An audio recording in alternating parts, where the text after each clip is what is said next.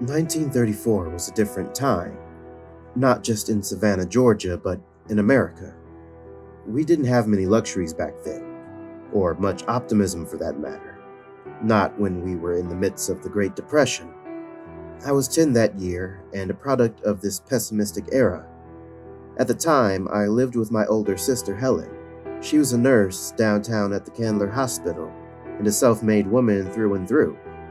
Even with the age gap between us, she had no problem letting me stay with her after our parents passed. Like a guardian angel, Helen protected me from the real horrors out there. At least when I was with her, I never felt threatened by the rampant poverty or crime. Of course, that didn't mean I had it easy. None of us did then. Even at the tender old age of 10, I was a newspaper boy. The pay was okay, and the Savannah Morning News let us paperboys work around our school schedule. But still, the job was tough. This was a far cry from the idyllic suburban stereotype of a young boy riding his bicycle and tossing headlines to smiling neighbors. No, I was stuck in a much rougher district, Harris Street, a working-class neighborhood full of mostly blacks and immigrants who were new to the city. My friends and I ran Harris. There was me, Colin, John, and Ricky. Colin was the youngest and a real wise guy. He had Irish blood like me, only Colin looked the part more with his red hair and scrawny structure. Loud and obnoxious, John wore glasses and was our comedian. He was constantly cussing and getting in fights. But Ricky was our undoubted leader.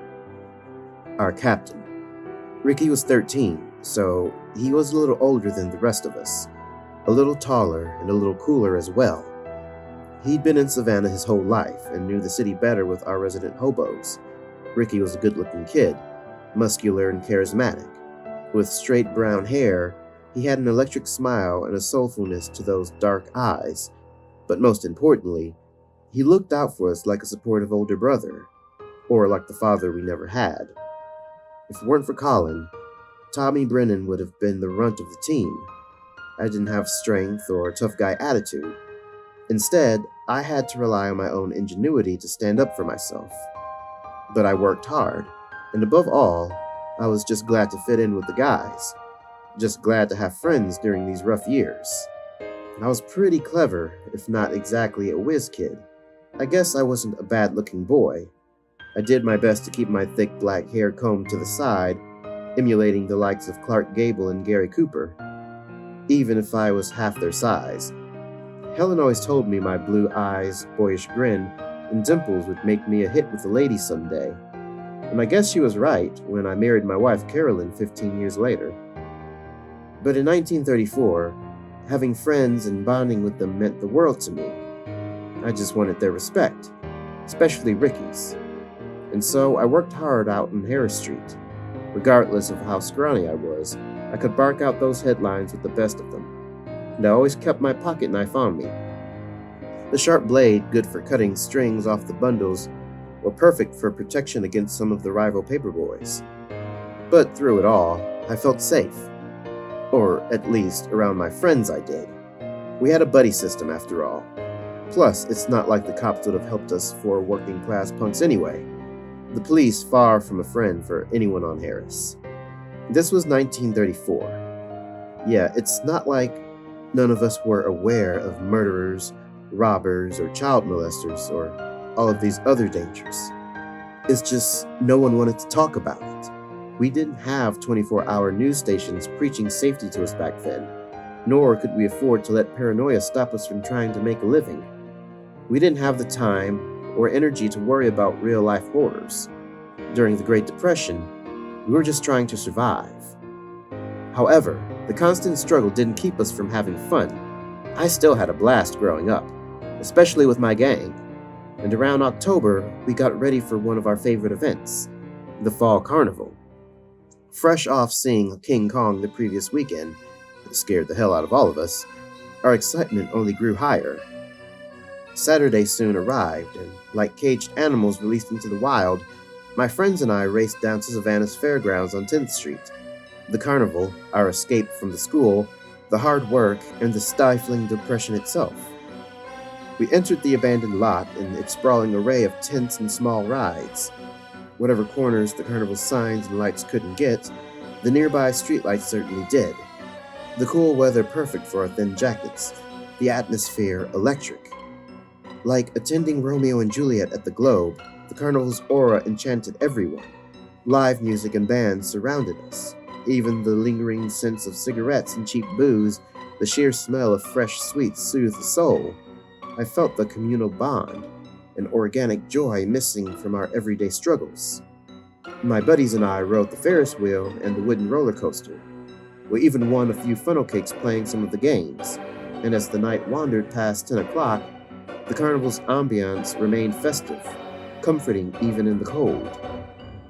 When Colin and John set off for the House of Mirrors, Ricky convinced me to stay behind.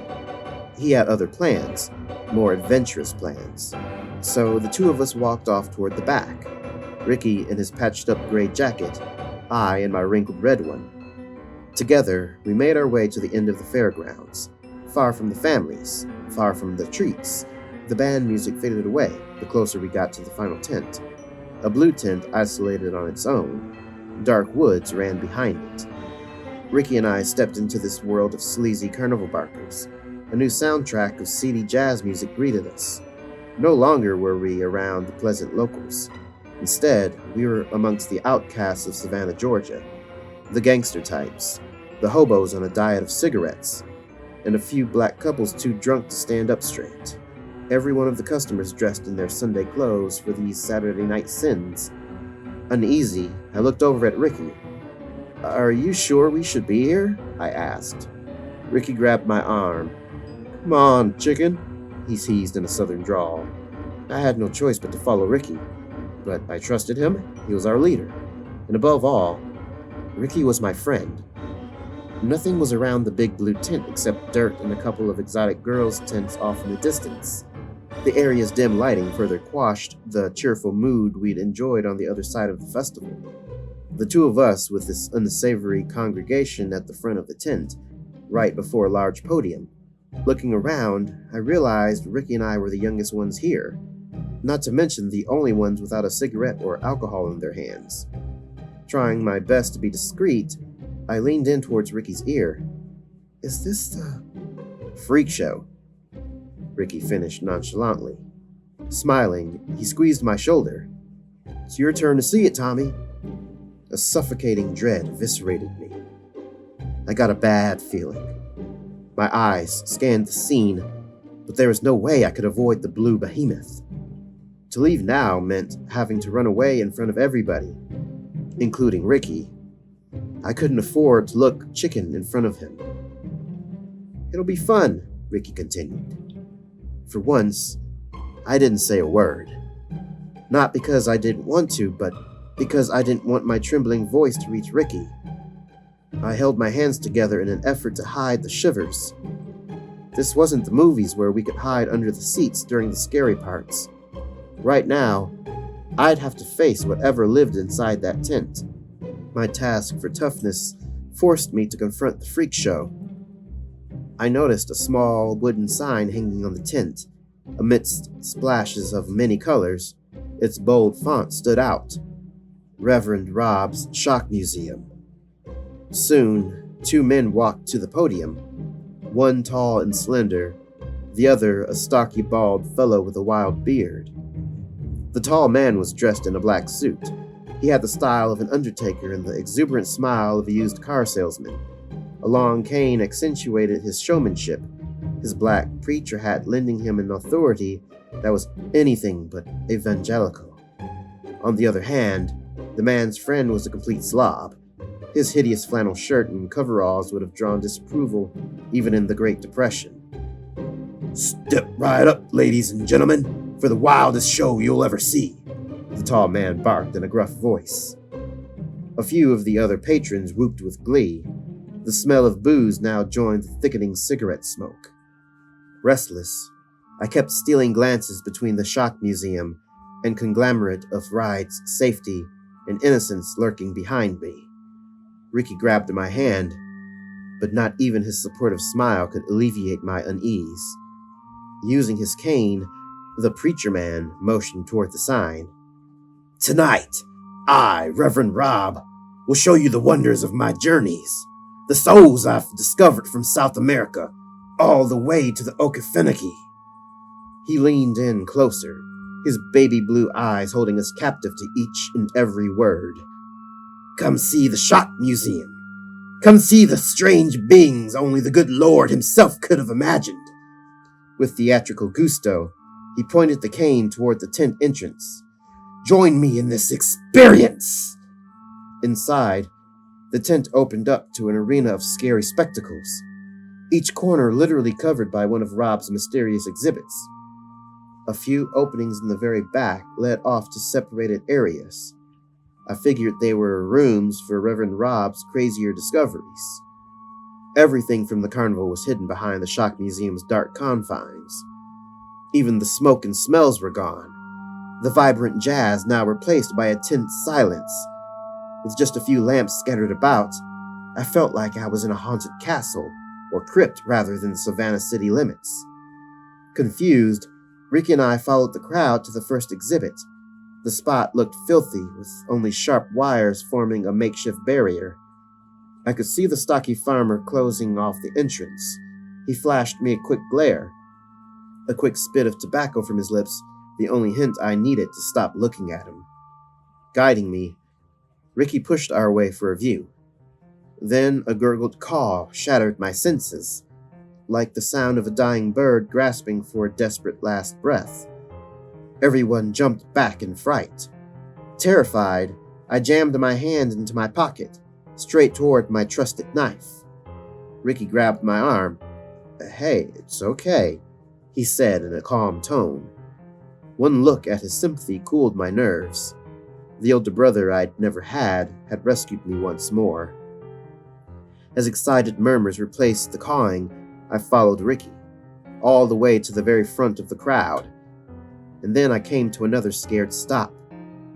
I let go of Ricky's hand and did my damnedest not to scream. To my relief, I heard the other customers gasp. One man cried out like an old Sparky victim. The first exhibit was no mere warm-up. In fact, what I saw was grotesque, monstrous, disturbing. There behind the chicken wire was a young woman, or at least what appeared to be a deformed woman.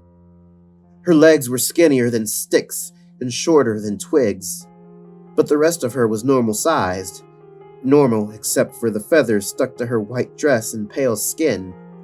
The woman's face was squished together like melting human slime, her mouth distorted, the lips protruding to form a vivid lipstick beak. The woman's stringy hair stuck straight into the air to form a blonde comb. With the speed of rolling marbles, her blue eyes scanned the crowd. They latched right onto me. Leaning forward, the woman stretched those skinny, pathetic arms out to me, her fingernails sharper than a bird's talons, and when she released another painful caw, I collapsed in fright. A fountain of saliva flowed from the lady's beak, her animalistic cries like the howls of a lunatic trapped in an asylum, the cries halfway between deranged woman and aggressive bird. She clenched her fingers over and over, clamoring for my flesh. The woman's body couldn't move. All she could do was wobble back and forth, like a broken jack-in-the-box.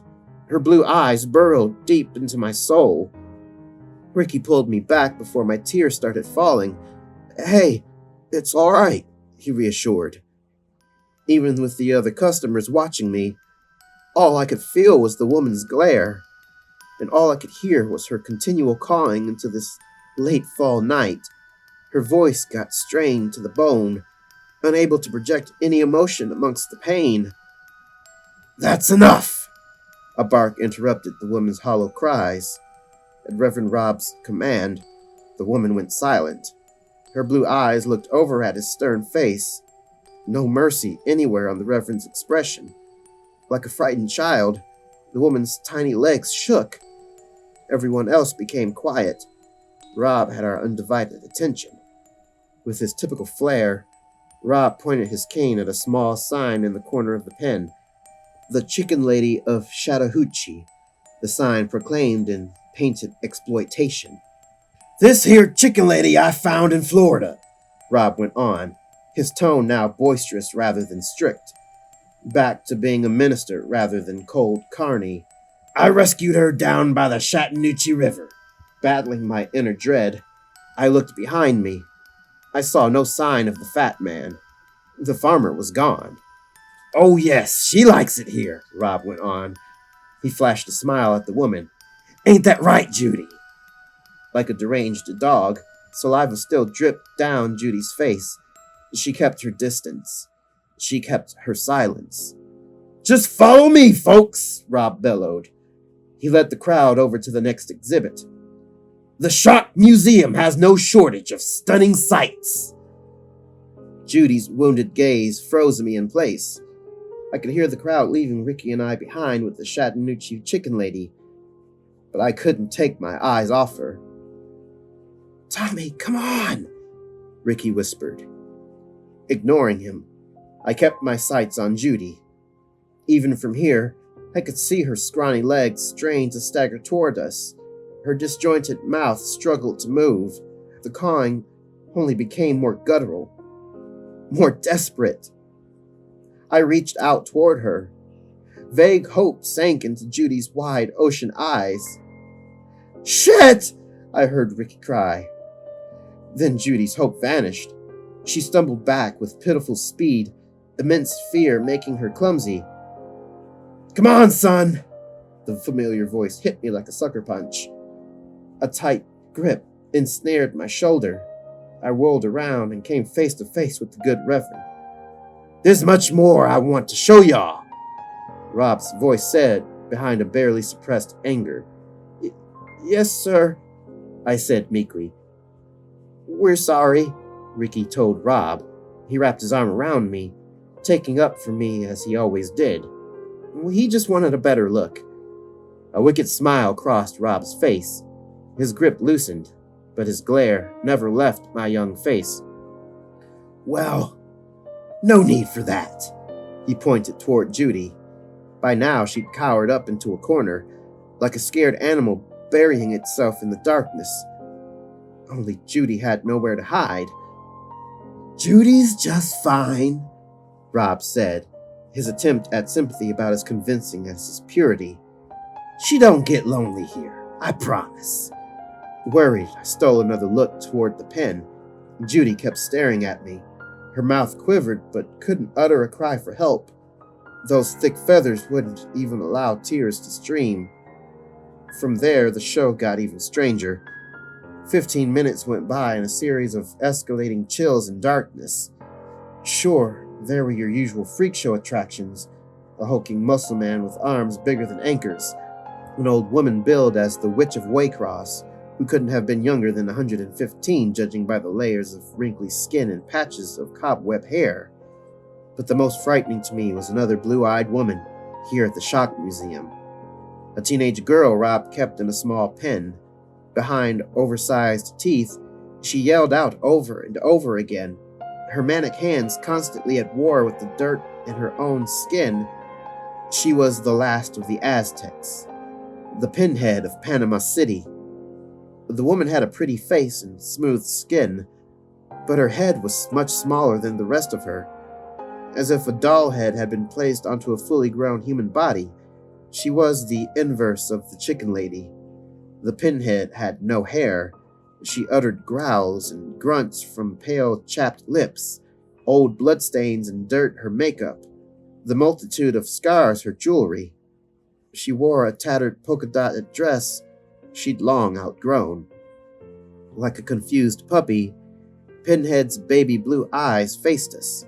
A long tongue dangled out her mouth in between the nonsensible vocabulary, a tongue of many bleeding cuts.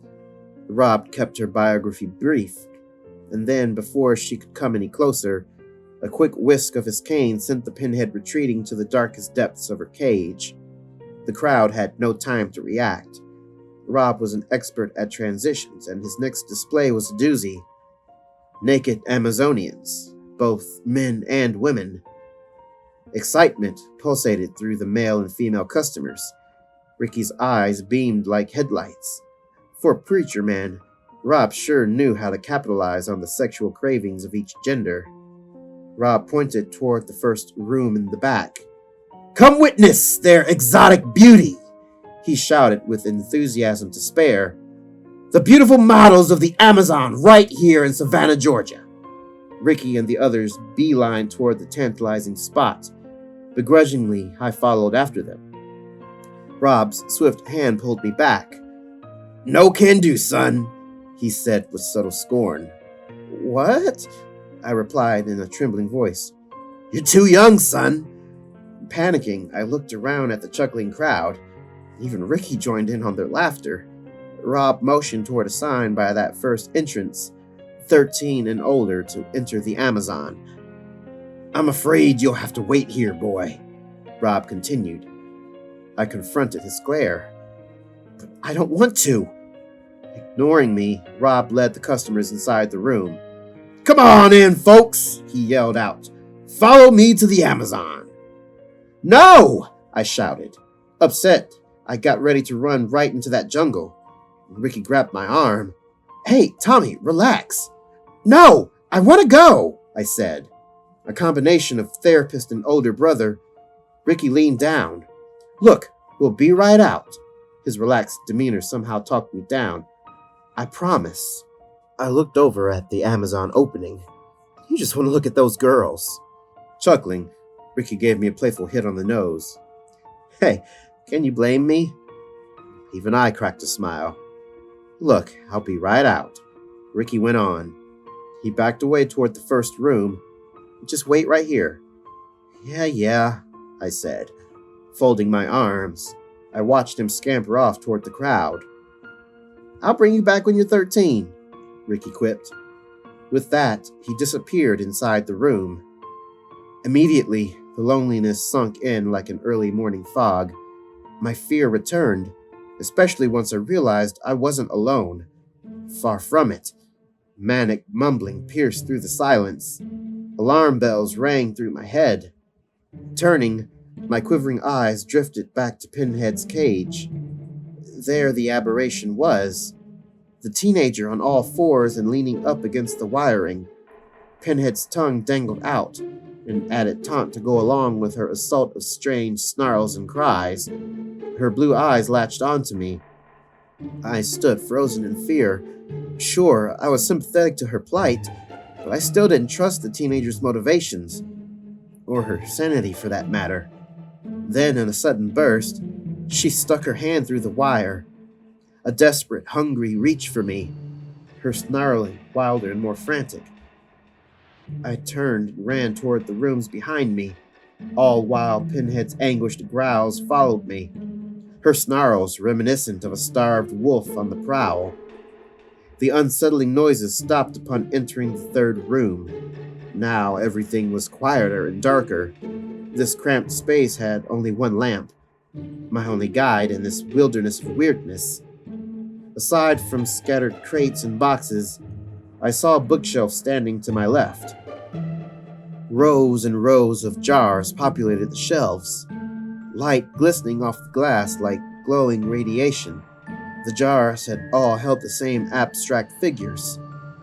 Entranced by the sight, I staggered up to the shelf, and then I came to a frightened stop. Yeah, I wasn't exactly sure what was in those jars. I just knew they weren't animals, not the small furry roadkill I expected as another gross shock museum novelty. The figures were smooth, their little arms and legs like antennas sticking out of molds of flesh, their angular heads and narrow eyes underdeveloped like the rest of their bodies, malformed like so many of the people I'd seen in the museum. Deep in my sickened gut, I knew what these beings were. Even the gooey liquid, they had a clean radiance, bodies untouched by the sins of the world, fetuses that hadn't been corrupted by the Great Depression, but had never survived to experience it either. Dozens of the human fetuses stared back at me, preserved like exotic specimens. I realized this freak show had taken a disturbing turn from the big top to the laboratory. "Hey!" a high-pitched voice whispered to me. Startled, I turned to see a little boy standing in the shadows. "What's your name?" he asked in a kind tone. Fueled by curiosity, I approached the child, and the closer I got, the further away from the lamp I became. I could tell the boy was close to my age, scrawnier than me. He wore torn jeans and a white undershirt. No shoes on those bony feet. Dirt covered the boy's pale skin and decorated his hair, but the filth couldn't mask his vulnerable blue eyes. The combination of his mischievous smile and untidy appearance reminded me of a Charles Dickens kid, like the boy who had been transported from a British orphanage to a Georgia carnival. Tommy," I stammered out. Stopping in front of the boy, I was relieved to see no deformities or dry blood. He was normal enough, if pitifully malnourished. "Tommy!" the boy beamed. "I'm Terry. Our names sound the same."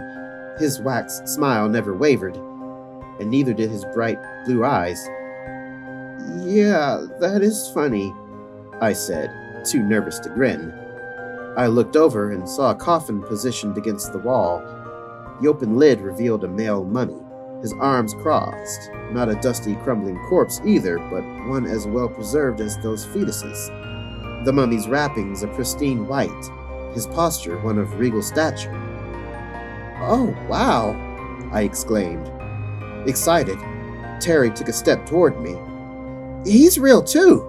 Daddy got him in Cairo, Georgia." The Shock Museum lived up to its name. Stunned, I faced the boy. "Your dad?" The kid snagged my arm in a tight grip. "Yeah, he said I can pick anyone." His smile leaned in closer, the boy's voice full of so much innocent exuberance. "I want you, Tommy." I struggled to pull away from him. The boy was stronger than I ever thought, much stronger than me. "No! Let go of me!" I yelled. Terry pulled me in closer. "Don't you want to be my brother, Tommy?" Horrified, I yanked my arm back. "No!" With soft footsteps, the kid cornered me back against the wall, right by the mummy. "I already have a mama and a sister," the boy gushed. "Mama's from Chattanooga. She's really something." The boy pressed into the tent's harsh fabric. "Leave me alone!" I hurled at the kid. "Get your ass away from me!" "What'd you say?" A gruff voice barked. A bright light blinded me. Reverend Rob wielded his lamp through the darkness. I saw the tall man stop next to Terry, Rob's glare contrasted by the child's wide grin. Their blue eyes formed an intimidating double-bit X, and under the lighting, their resemblance was uncanny. Shock Museum's resident father and son. Like a cornered crook, I trembled beneath that spotlight of a lantern, jammed my trembling hands in my pockets. "That's him, Daddy!" Terry yelled. "He's the one I want!" Rob ruffled his hair. "We'll get him, son. Don't you worry." Driven by childlike wonder, Terry stared right at me. "We'll be brothers," he said with pride. Terry then held up his shirt. A gaping crater of flesh covered his hip. The tapestry of dried blood, stitches, and exposed muscle ran all the way down to his ass. A streak of scarred skin ready for a teammate. "We'll be twins, Tommy!" Rob cracked an evil smile. "The Siamese twins of Savannah." Helpless, I couldn't even scream. All I could do was stare at their hungry blue eyes. "I can already see it," the Reverend continued with reverence. "Y'all will be the stars." Terry pulled on Rob's jacket. "Terry and Tommy, Daddy."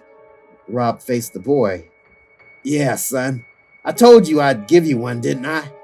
With a cold smirk, he confronted me. "And I always keep my promises." Like a kid waving me to play outside, Terry motioned toward me. "Come on, Tommy." He grabbed the side of his chest, the vicious wound. "Now, we'll be blood brothers forever." I fell further back against the fabric, further into these depths of dread. The cold air lent me a battalion of chills, and my hands hid even deeper in my pockets. Gripping the lantern, Rob marched toward me. "You'll be fine, boy," he said to me in a playful taunt. "You'll be a star like the rest of my family." Panicking, I stumbled over into the mummy. In a disturbing resurrection, the mummy let out a muffled yell. His arms flailed about in a stilted frenzy. Saliva drenched through the wraps and snared around his mouth, muffling his cries. The man, yet another prisoner of Rob's museum. Screaming, I jumped back.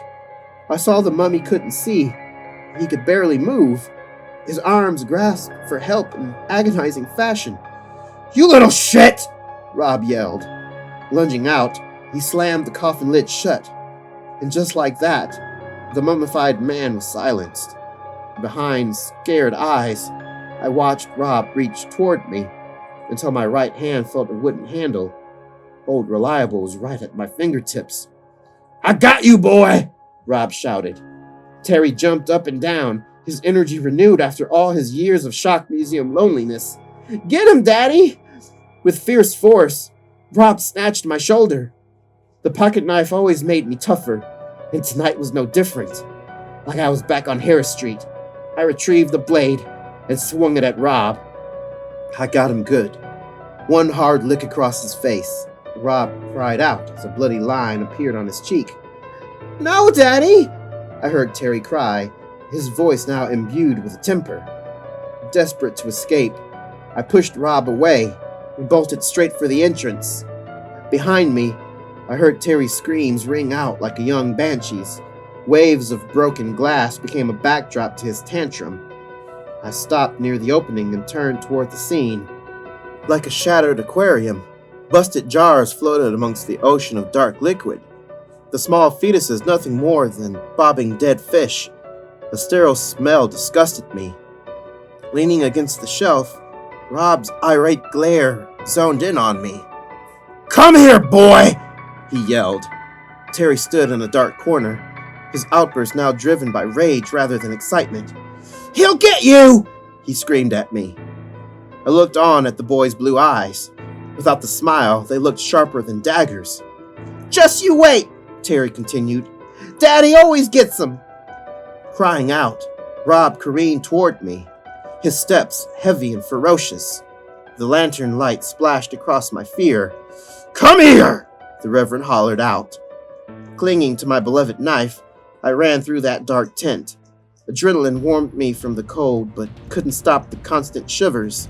I saw none of the other customers around, not even Ricky. Through the horrific journey, I wanted to close my eyes, but couldn't. The shock museum sprawled out before me. There was Terry's pinhead sister, the elderly witch, Rob's grotesque wife, Judy, and their incessant screams swirled all around me, their haunting chorus like a prison of desperate animals crying into the night. "Come back!" Rob growled behind me. His footsteps grew louder, closer. I couldn't slow down. I couldn't stop. Even when I ran out into the cold, late night, more lights had gone off since Ricky and I first entered the shock museum. I stumbled through this ghost town of a carnival. There was no music, no more agonizing screams, and most of all, no footsteps hunting me down. "Ricky!" I yelled. I saw him waiting for me just a few feet away from the big blue tent. Ricky recognized my panic. I told him everything. And he believed me once we saw the weird farmer emerge from the shock museum. The man's intense gaze recognized us through the darkness. His movements swift and violent like a beast created by Reverend Frankenstein. "Hey!" His rugged voice shouted at us. I could now see a long machete dangling from the man's hand. The lights around us glistened off its pristine blade. I pushed Ricky toward the way we came. "Run!" We ran all the way, never stopping till we met John and Colin in town. Of course, they didn't believe us, but that still didn't stop Ricky and I from trying to talk to the police. "Damn hooligans!" The officer scolded us. His dismissive wave shot down any chances working-class delinquents had with the coppers. And I guess I couldn't blame them. The Savannah police had their hands full at the time, and my story was so wild, I'd never get the chance to prove it either. By the following morning, the fall festival was gone with the night. Soon enough, the Great Depression came to an end. But the nightmare was far from over once a bigger horror emerged: World War II. I joined the service immediately. By then, I'd grown from a timid runt into a strong young man, but deep down, I'd never shaken that fateful fall night in 1934. I'd go on to see terrible things in the war, more terrible things in life. But over 80 years later, those shock museum memories linger in the mirrors of my mind. The fear of that night remains, especially when little Terry promised me that Daddy always got them.